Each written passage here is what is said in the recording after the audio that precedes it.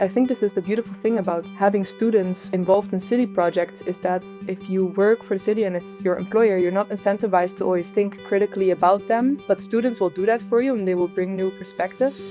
I'm Carolyn Pars, communicator, coach, and host of Just Power, a podcast about creating a clean energy future without leaving anyone behind. Join me as we explore the technologies, policies, and human stories that can make clean energy not just sustainable for our planet, but accessible for everyone. Welcome to Just Power. Hi, I'm Carolyn Pars. We talk about the energy transition being more democratic, but how that actually shows up in practice is far more complex. Today, I'm joined with Hannah Liebrand. She is a climate and energy governance researcher and magna cum laude graduate of Ghent University in Belgium. Her research dives into a real-world decarbonization pilot in an historic neighborhood in Ghent, where a vision for a citizen-led energy cooperative ran into some barriers, right? Network tariffs, fragmented home ownership, and uneven political will. Today, we're going to unpack that, right? And learn, what does justice really look like in practice? And what could leaders on both sides of the Atlantic need to understand if we're serious about a clean energy future that works for everyone? So welcome, Hannah. How are you Thank you so much for today? having me, Carolyn. I'm All good. right. Good. Tell us, before we get going, just tell us a little bit about the neighborhood you picked and for your pilot, and why that neighborhood for an energy justice study. Well, I didn't necessarily pick the neighborhood so much as I was part of an interesting consortium. So Ghent University has a platform that invites master students to contribute their intellectual capital to questions that are of transition and social importance for the city. So kind of to harbor kind of the smart minds that they have in the university towards complicated matters that are happening at city level, and the idea is that it contributes towards sustainable, ecological, just transitions. And the theme of that project in the year that I joined it to do my master thesis in it was the just transition. And they were already Okay. in conversation with the pilot project, which was a living lab that was happening in Muide-Meulestede, and why the governors picked the Muide-Meulestede is because it was or is a very, very diverse neighborhood with very old infrastructure, and because it is basically an island. So Ghent has a harbor, and there are various canals running through the city, but it was connected to the old part of the harbor, and it's basically isolated because it's surrounded by water. So it's a very good location, an isolated location for a living lab, because you have you don't have so much outside interference, and there was also a lot of connection amongst the community and the people who live there, because it's small and they know each other, and they thought that they could Yes. harbor that community that already existed there into this project. So that's how I Okay. found my way there. Yes. All right. So that's very interesting. Carefully thought out there by the university and your participation. So at the start of the project, what were the hopes? What were your hopes for a citizen-led energy cooperative? And what felt most promising at that time? Yeah. Yeah, good question. So I didn't join at the start of the project. The Living Lab preceded the consortium, the Stadsacademie is what they call it. So the project that I joined on with my master's thesis. But we did get presentations from the employees of the city who were telling us about the project and about the different members who participated on trying to come up with smart engineering and social solutions. So heat pumps, community solar, like these kind of solutions that they were thinking about implementing in Muide-Meulestede. And what intrigued me was that they thought about, as part of the just transition, to have a citizen-led energy cooperative. So small That was scale, the new idea, local. though, right? They Exactly. don't Yeah. have one at this point, right? So that's where you No. kind of entered in Yeah. to the project. Okay. So they were I being, entered they were into becoming a lab. I Go entered ahead. into studying that, but I had no role in the creation of this. Got it. Got Um, it. but so through the research that I did, as this was not an established project yet, I decided to study and use a strategic niche analysis, which is basically an analysis method that you can use to see if a niche, which this is a niche, the really small scale cooperatives on a neighborhood level, to see if this could succeed. And you have a kind of a sequence of questions that you go through. And I basically just went to the partners of the consortium of the Living Lab and I asked them all those questions, and they were relatively well represented with employees of the city, so policymakers, people who work with the community there, community stakeholders like social organizations, and then architectural bureaus and engineers. And I went to those different partners and I basically asked them all similar questions. And it became clear very quickly that this energy cooperative, this neighborhood energy cooperative that they wanted to set up would be severely challenged by a lot of circumstances. Yeah, Right that from was the get-go. basically from the get-go. Yeah. Yeah. So when I Okay. So joined, you had your work cut out. yeah, exactly. I had my work cut out of understanding and making basically a big study of why it was so difficult to establish it, even though, and I'm sure many guests on your podcast have already reiterated how local energy cooperatives, local renewable energy cooperatives, they embody everything we want in the renewable transition, right? Like it's automatically you have a lot of democratic participation. It's the people themselves. You have like your cost, the benefits are distributed to people because they receive the money and they manage it themselves. So they have ownership over it, and yeah. So all of those things were also what that consortium was thinking, and they were looking towards examples in the Netherlands and also other Belgian examples where these projects were actually getting off the ground.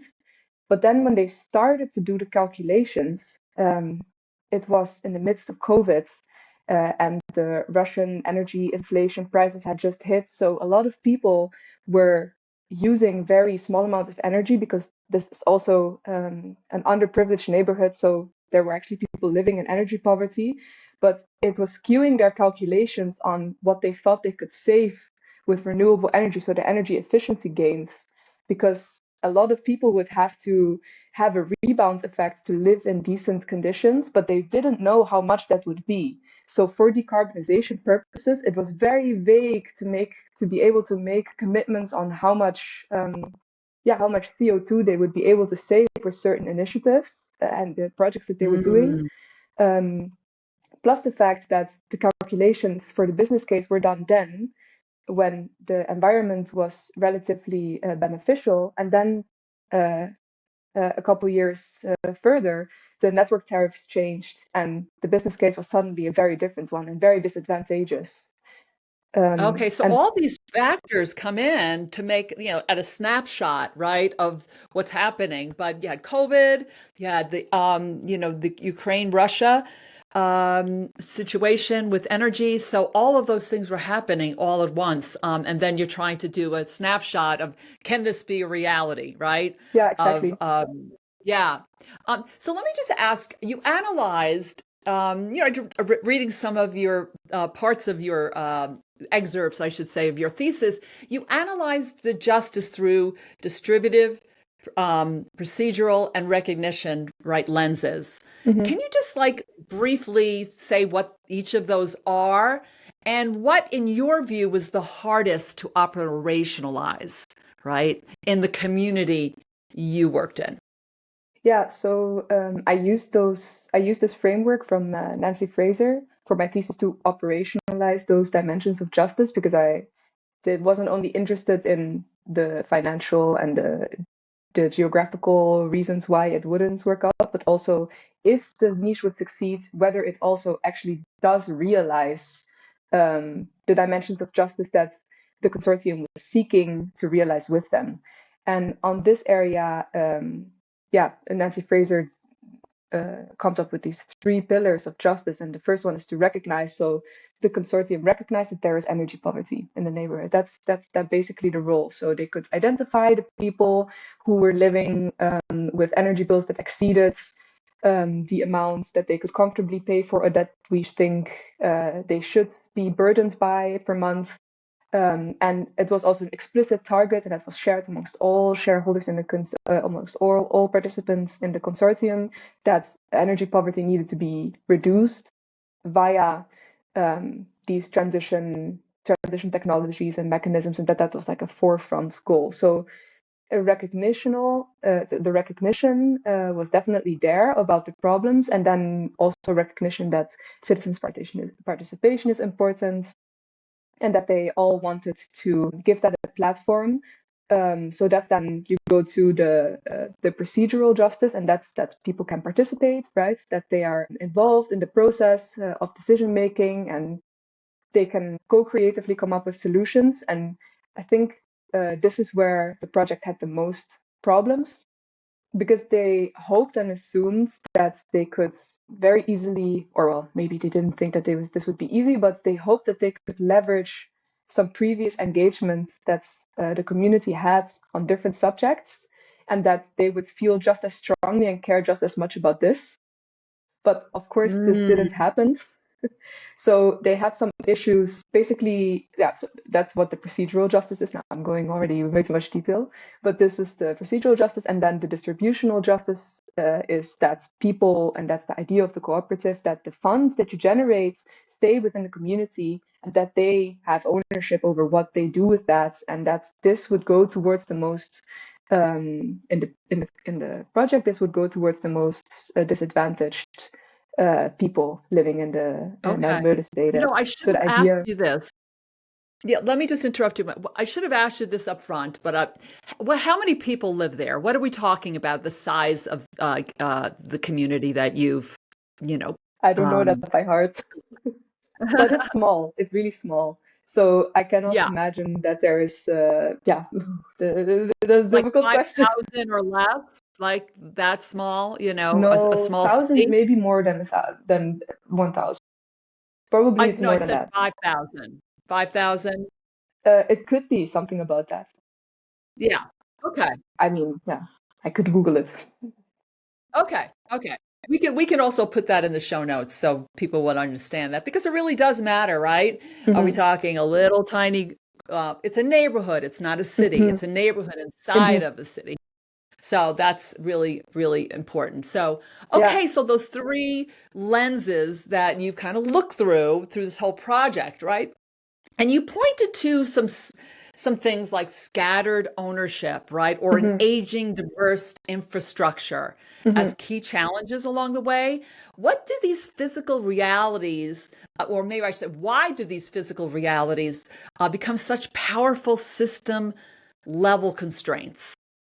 Yeah, so I think Meulestede just had such a debilitating combination of all of these factors to this project. So I did the study of Muide-Meulestede, and I also contrasted it with Rotterdam, which is a Dutch city, and there is a pretty successful local renewable energy cooperative.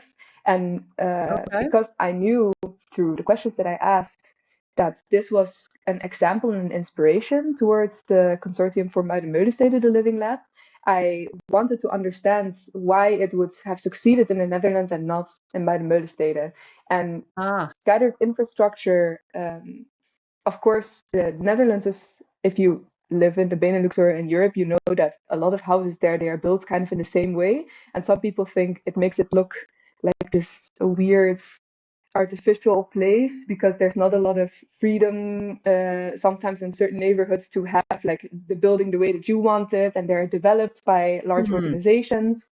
But it has its advantage for the energy transition, because all this infrastructure is very similar to each other. So when you come up with a decarbonization, you want to come up with like energy efficiency renovations, then you have plans for entire streets or even neighborhoods that make it very easy to understand and also get scale discounts from contractors, because you can do these things at the same time.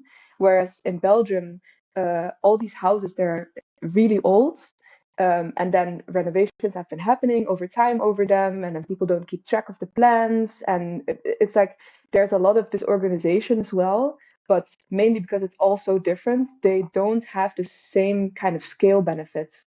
And Yes. then you have the corporations who own in the Netherlands, who really own streets or entire neighborhoods where people rent or they own the apartments inside them. But you basically just have to talk to one or a couple parties to get large projects going, because they can decide that they want to do large renovation projects and they also have more means. Whereas in Belgium, where you have this really, you have to go to every one-on-one person, and then the owners are the easiest to approach, and then you also have to deal with the renters, who are actually the people who live in the houses that are the worst insulated, who have the highest costs, where the people who rent to them don't feel incentivized to renovate, and if they do, they raise prices. If you get them to do it, then you have gentrification.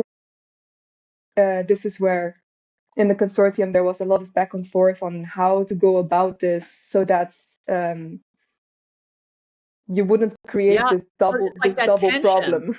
Yeah, Yeah, yeah. The tension between like the landlords, right? The exactly. owners of the building and the people that live there that are really in, whether in energy burden or in difficult situations, right? Yeah, How did that tension shape the project where for that Ghent neighborhood? I think when it comes to the energy renovations, this is not really necessarily what I studied, because I really focused on the cooperative, but there was always the intention that you can put more sustainable energy sources there, but without the renovations, the energy efficiency losses are, the gains are marginal. So it will Yes. increase people's um, it will increase people's living standard. Maybe it will make them a bit more comfortable, but the renovations are really necessary in addition to the technology to really have the gains that we want for our decarbonization targets. How the tension was reconciled, I think there was some tension between the citizens' representation, social organizations, and the more architects, who were kind of, they of course realize and want to focus more on these projects. But for my project, what was the main point of interest was that the distributional part, so the funds that would have been generated from the community energy, should have gone towards financing the renovations for the people who couldn't otherwise Mm, afford it. So that's how they kind of circumvented this and navigated this yeah. tension. But because it was not profitable, there were no funds to be distributed. And then when you Uh, don't get to a business case, you have a community that you're trying to engage and you're trying to keep them in the loop, but your project is not going anywhere, or at least it's not reaching a project stadium, so they have nothing to govern. So it became also this kind of, I don't know if frustrating is the right word. That would maybe be too strong of a word, but I can imagine that for the policymakers, it was frustrating to want to be engaged and want to be in the loop with the citizens, and give them like co-creation, but it's just an engineering question. So then you get the people who actually stick and who want to participate are just like the white privileged men who have an engineering background who come to the meetings, but that was not the diversity that they hope to attract. yeah. This is Yeah. where you can see this all fall apart. Complex, right?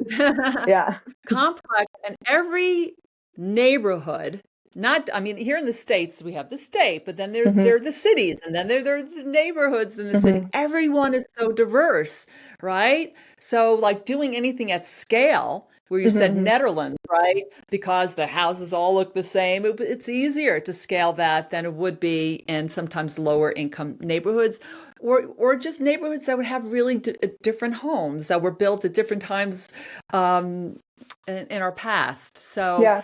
I see how fast this gets complex. And then you have to realize even that this is a consortium of highly educated people who have a big subsidy to think for 2 years about this, and they cannot reach a project. So if they cannot do this, then who is going to be able to do it? And this is something I feel very strongly about, because then we get to the second part, which is, of course, they have these disadvantaged situations. So we have extra issues like the scattered infrastructure, the fact that there's scattered ownership, that the data that they were using was not really usable to make good prognoses because it was old and it was in a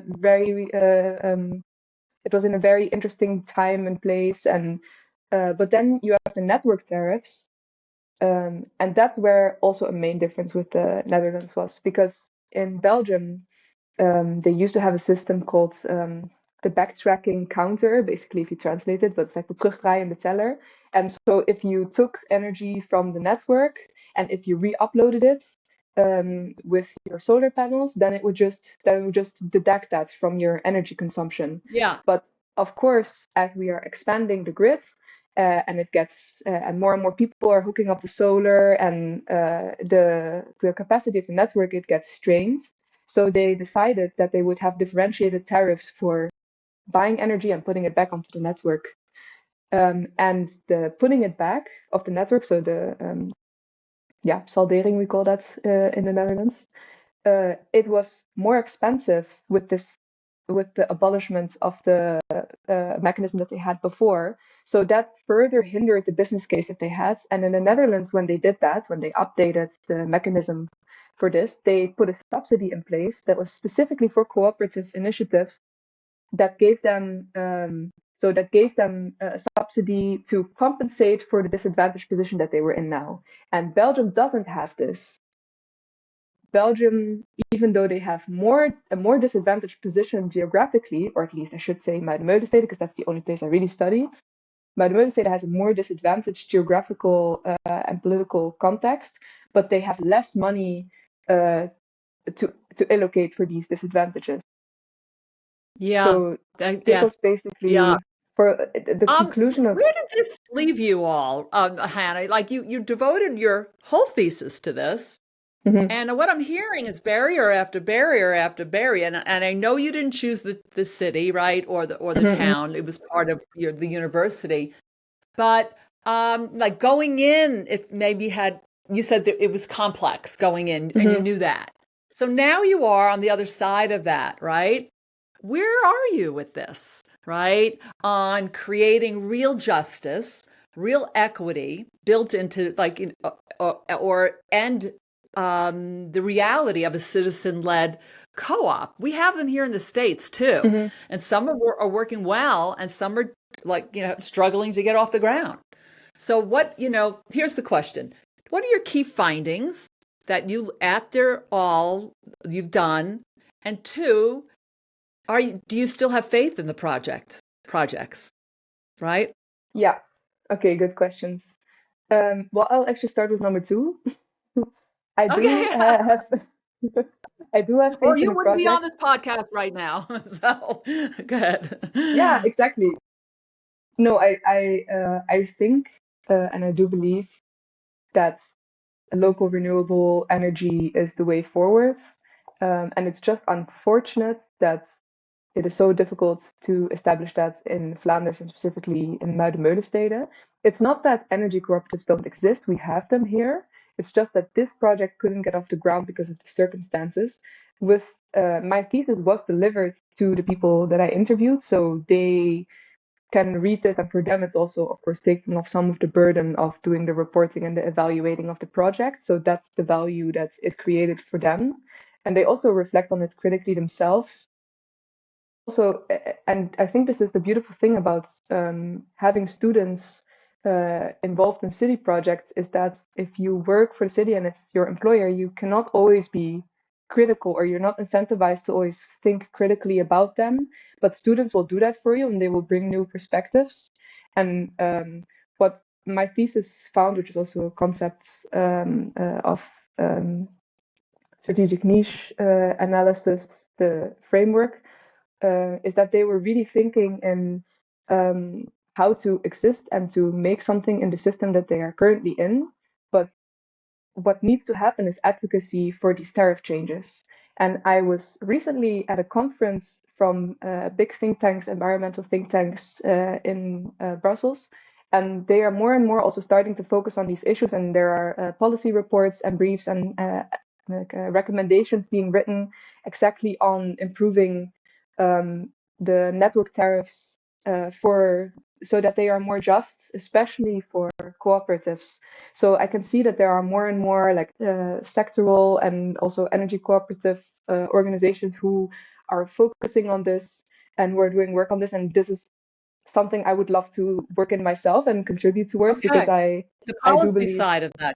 Yeah. yeah, exactly. So I I'm think going to that's interrupt you. What is a network tariff? Just in case some of our listeners might not know what that is. so a network tariff is the well, what the English word tariff, how do I define it? It's the part of your electricity bill that you pay that goes towards maintenance or expansion of the grid, Okay. basically. So the Okay. Got electricity it. grid. So this is really funding the grid Yeah, or even the transition that's happening, yeah, right? And that's a piece of your bill that goes toward exactly. that. Yeah, And because we are in a transition, it's expensive now. We're experiencing that here, affordability, right? exactly. So this part where policy comes in is what I'm Exactly. hearing you say, and that's interesting to you. Yeah, So it's being worked on all these different levels, is what I'm hearing you say, right? And what's yeah. interesting to you is the And a lot of policy.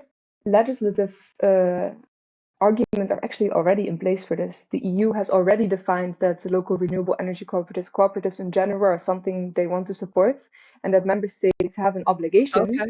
to take away barriers to them. But how do you define a barrier, of course? What is something they can help and what is something they cannot? And then you also had the Scottish researcher David Drebel, I think, who also worked on a very large report that contained this. And I think he also said it very well, that even if we're not doing it perfect, so what I think is the social dimensions, like the democratic parts of governing the just transition, how people figure out to govern the cooperatives, but also do local participation at smaller or bigger scales.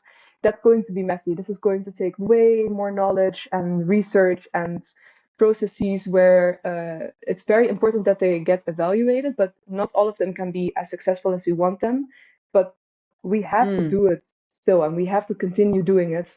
But so the infrastructure, the ownership structures, we cannot change that overnight, but policies are a political choice. This is our economic environments. Those are political choices. So where we choose to save money, and the Netherlands and Belgium are very big on austerity politics. Um, this is something we have power over, and also where citizens need to engage themselves and make their voices heard. That yeah. they want specific choices to be made. And I think this is a really important one that can change a lot for a lot of people.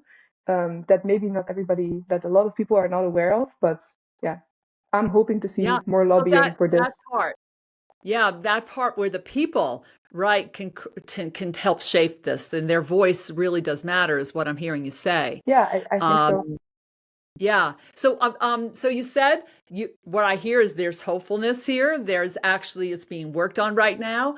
I'm just going to back up on the key findings that you learned, and we settled some of them, right? But what you spent a lot of time doing that, and just kind of like real, briefly, what are those findings that you had, and then where do you go from here?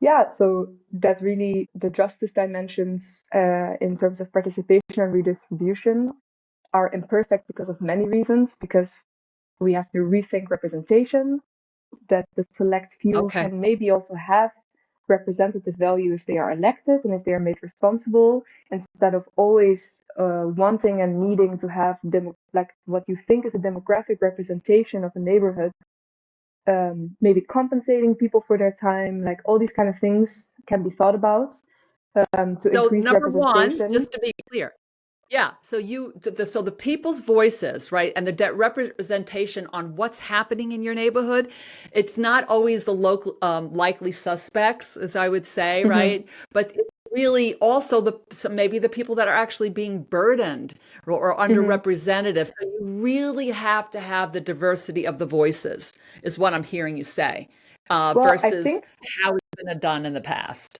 I think you have to Good. have the diversity of voices, but either you have to enable them to do it more, so do extra effort to find out why they aren't showing up to meetings. So do they need to be compensated Right. for it, or do they just really not care? And then you cannot force people to come to these meetings.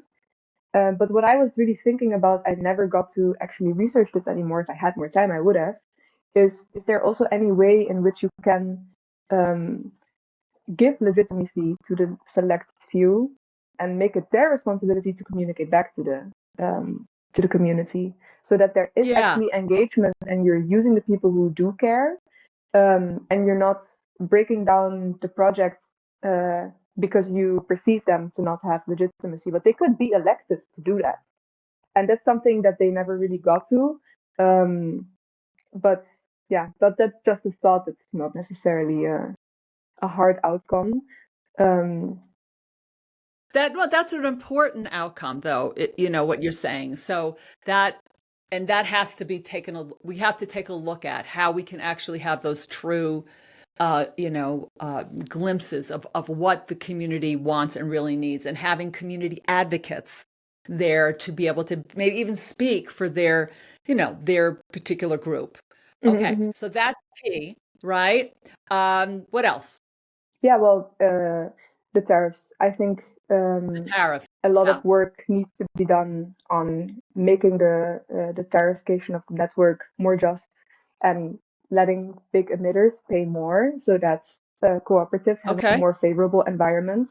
And of course, one way to do this is to make them pay more, but otherwise you have to get the money from somewhere else. And I'm sure nobody knows where to point. So this is the most that's this is of course the most logical conclusion, that would be the way you would do it. Um, So that's the whole funding really of this, right?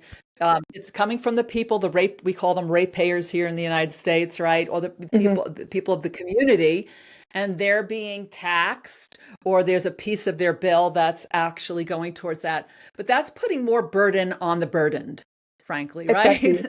So Yeah, there's reform that has to happen there, is what I'm yeah, hearing. And some of that is happening here too. So that's really good. So we're talking yeah, about the tariffs, representation. Um, what else? yeah. And you can do that with the tariffs. You can do it through the tariffs themselves. But if you don't want to touch that because you don't want to get into discussion of everything and everyone all at once, the Netherlands has this subsidy. They are our neighbors. Uh, we are not that different to each other. It's a prime example of something that can immediately be handed in a legislative draft and passed very quickly in theory. So this is something would that might have been able to enable this project, if it would have been there. Of course, I haven't done Yes. the cost benefit analysis of it, but yeah, I think it does say a lot that so many smart people worked on this for such a long time and they weren't able to come to a project, but all the willingness is there. And if you think about it, what the large finances that this took to think about to have this consortium could have been part of a subsidy like this already. So of course, living labs are necessary to come to these conclusions, but if we keep doing living labs without learning from them, this could have been invested already in unburdening these Yeah. communities. So we So need to learn living from this. labs, right, is actually now it's like, okay, there's all this knowledge, and now you have to put it into policy, right, into practices. Exactly. One of the things I heard you say is that best practices, you were finding it hard to find those, right? And like, is there a playbook or even the beginnings of a playbook around how to do this well for your just transition? There's a lot of knowledge out there, but I think where it gets difficult is again the diversity of neighborhoods. But there has to be overarching, just some policy and practices, right? So taking the living lab and making the living lab out of the lab and into on the street, right? Mhm, mhm, Is mhm, what mhm, I heard you say. So um, I want to touch on trust mhm. because that's such a big part of this, and it showed up in your work as well. So much of it relies on trust. What did you learn about trust in your findings? Like, how was it built, and how easily I've seen it can be lost, Yeah. right? In community level projects. Mhm, mhm. Yeah, so I think trust also has a lot to do with frustration when it comes to citizen participation. If the communication is not clear towards them and the engagement is not consistent, and I think also a lot of projects might have the tendency in the beginning to overstate the role that citizens can have or that they're going to give them. But then when the projects are taking really long to materialize, I think that people they get disenchanted probably, and then you might possibly, and this is not always the case, but this was not necessarily a hard outcome, but this is my opinion. People might get disenchanted, and you might lose engagement that way. And even when the projects do materialize, there's also still a knowledge gap with people. For example, in the Dutch case that I also studied, another person found in their master's thesis that when they were setting up community solar initiatives, and it was something that could power neighborhoods and like also people who weren't necessarily who weren't having the solar panels on their roof. They could join into the cooperative, of course, and people were still wondering whether this would monopolize their neighborhood and whether it could have disadvantageous effects for them, that this would be a monopoly. And it's interesting to me to read that because I'm like, but you're living in a monopolized energy system right now. So this is such a They probably don't know that, non-factor. sometimes the dots haven't been connected that way because we turn the lights on, right? We Yeah, flip the lights on, and it's always been that way. It's like, but how does it really work, right? yeah, So I'm hearing some education, right, and exactly. understanding. The fact that this fear existed showed me that people didn't understand the difference between what would be this other energy provider and that it's actually their neighbors who are providing this to them, and that this company cannot make an extra profit, so they wouldn't be able to exploit them. They would have to reinvest it. So all these kind of things. Mm. Yeah, of course, you cannot expect every group of the population to know these things, but there they still did a good job of explaining it, and people who are part of it are part of it. Um, yeah, in Muide-Meulestede, because the project wasn't able to materialize, I think that people got disenchanted. Um, and the people who stayed were the educated ones who actually cared about the engineering part. Um, yeah. Yeah, But yeah, yeah. So, in closing, well, first of all, thank you for doing this work the way you've done it, right? And you are the future. Okay, you are so the thanks. future. And I remember just a little. I remember my father saying, and he Ah, was involved in energy. He said early in the '60s, right? Solar was around, but it was terrible, right? He said he just wanted to throw the solar panels into the Long Island Sound in New York, right? Is what he talked about. But here it is today, and it's one of the least expensive, actually, now forms of energy. And solar will have, and wind, and all of some renewable energies is where the future is. So we're working through that as well, right? Is what you're saying with the just transitions. There's ways to do this. Things need to change. Policies need to change. And all that you've been through, right? And where you are today, right? Where would you like to see yourself in 10 years um, in the mm, work that you do? yeah, I would love to work on energy and climate policy or democratic participation. And there's a couple organizations who do that, or well, there's a lot of organizations who do that, but either in NGOs or as part of a government institution. That would be my dream, to actually be able to work on these files, and yeah, to make sure that the laws that we have uh, facilitate people and like justice in the energy transition, but also more broadly than that. There's also international, intersectional, critical raw materials. When you speak of the transition, it also goes to industry and it also goes to minerals. It's geopolitical. There's all kinds of Ah, dimensions involved, and all of that interests me. So yeah, that would be my dream, to be able to all right. contribute So to. everyone that's listening, okay, I am going to put Hannah's LinkedIn contact into our show notes, right? Very smart young person who is so passionate about making this happen now and in our future. So definitely contact her. I will stay connected. Very inspiring work that you've done, Hannah, right? And complex, So complex and inspiring, and your hopefulness for the future, right? And Yeah. what I'm taking from this conversation is that, the just transition isn't just about technology or even policy. It's about people. It's about the people and the time you take for to invest in the communities and building those relationships through trust and patience. And here, one of the big parts is the willingness to redesign the system, right? So it truly benefits all. So how can people get in touch with you, right? Is it LinkedIn that would be the best way? Yeah, LinkedIn.